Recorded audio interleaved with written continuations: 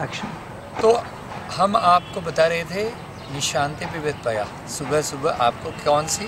पानी पीने की क्रिया के पहले उच्छेप क्रिया कौन सी है, यानी उच्छेप क्रिया में आपको सुबह उठते साथ क्या करना चाहिए। तो देखिए मैं आपको बताऊं कि सुबह हम आप सोए रहते हैं और इस प्रकार बिस्तर से उठते साथ आप सिरहाने से अपना तकिया हटा दीजिए। हटाने के बाद आप दोनों पैरों को मोड़िए और इस प्रकार दबाइए। पवन मुक्तासन का एक भाग है और अगर चाहें तो आप सर उठा सकते हैं। अगर जिन लोगों को गर्दन में दर्द ना हो, यानी स्पॉन्डिलाइटिस नहीं हो, सर्वाइकल स्पॉन्डिलाइटिस, और फिर नहीं तो नीचे ही रख सकते हैं और फिर धीरे से सीधा कर दें। फिर उसके बाद मोड़ें, फिर 10 सेकंड 5 सेकंड जितना देर आराम से, फिर सीधा कर दें। इस प्रकार 4 बार करें। और जिन लोगों को एसिडिटी होता हो, गैस होता हो, वो लोग इसके साथ साथ ये भी कर लें, क्योंकि एसिडिटी होने से कमर में दर्द काफ़ी होता है। तो ये 4 बार करने के बाद ये सुप्त ताड़ासन 4 बार कर लें, ठीक है। और अगर चाहें तो दोनों को जोड़ लें, इस प्रकार मोड़ें और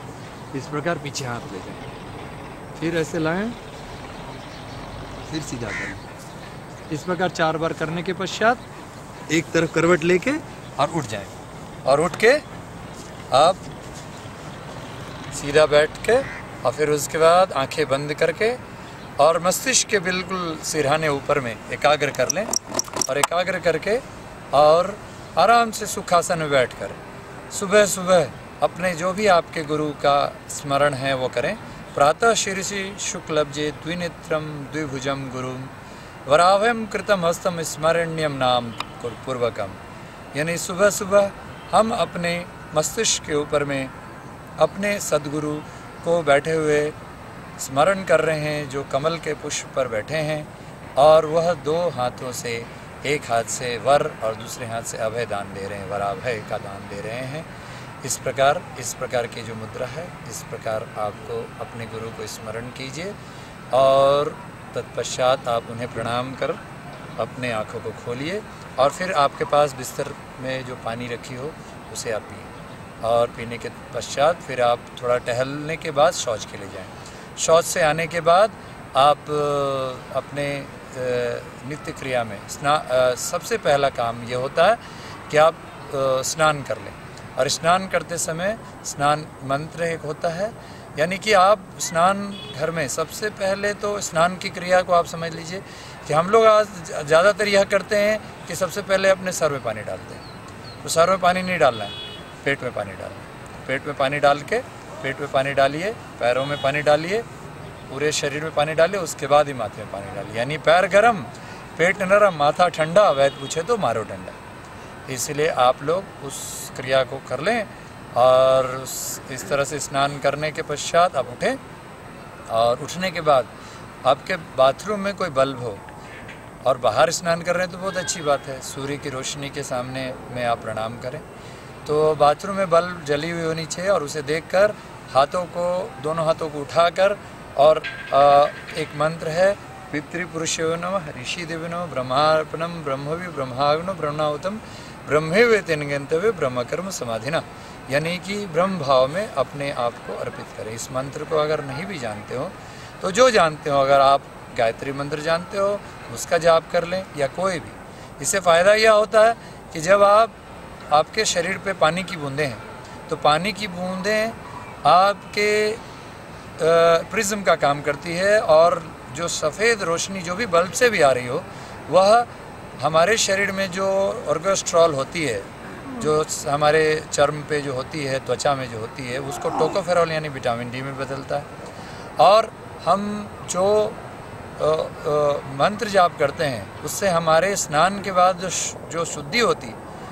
वह हमारे मन को सकारात्मक विचार की ओर ले जाता है, और इस सकारात्मक में हमारा मन से हमारे आनंद के भाव में हमारे मस्तिष्क के बिल्कुल ऊपर से जो पीनियल नाम की ग्रंथि होती है, उससे मेलाटोनिन हार्मोन निकलता है और हमें आनंद की अनुभूति में मदद करता है। और इसीलिए स्नान के तुरंत बाद जो हमारी परंपरा रही है कि लोग पूजा करते हैं, लेकिन क्या करते हैं, आते हैं, अगरबत्ती जलाते, दिया जलाते बस, और कहीं कोई मूर्ति रहती है उसके सामने दिखा कर ये कर लेते हैं, उससे फ़ायदा नहीं हो।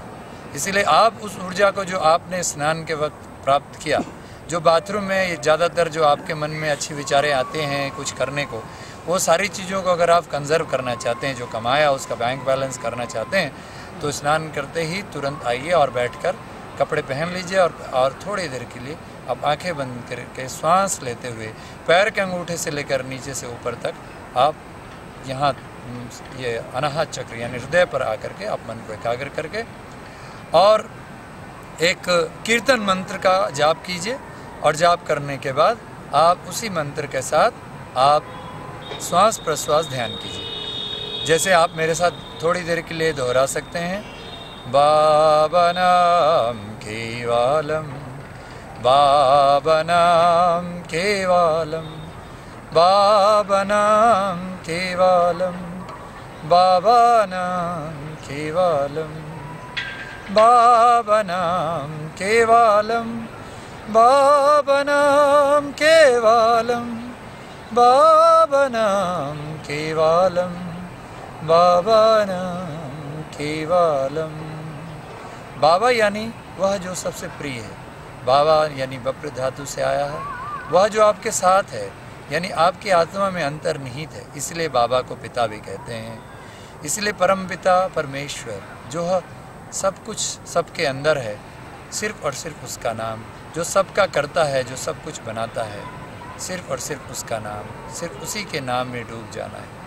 इसे आप हर सांस में बाबा नाम से सांस लें और केवलम से छोड़ें। इस प्रकार आप थोड़ी देर ध्यान में बैठने के बाद धीरे धीरे आंखें खोलें और फिर अपने मस्तिष्क को अंगूठों से स्पर्श कर प्रणाम करें और फिर हृदय के मध्य में लाकर मैं अपनी आत्मा को, सबकी आत्मा को अपने हृदय से प्रणाम करता हूँ। I salute my consciousness and everybody's consciousness from the love of my heart। इस प्रकार आप फिर ध्यान थोड़ा कर लेने के पश्चात नियमतः अगर आप 15-20 मिनट ध्यान करें इसी मंत्र के साथ, तो आप पाएंगे कि आपकी सुबह की दिनचर्या जो कुछ भी करना चाहते हैं वह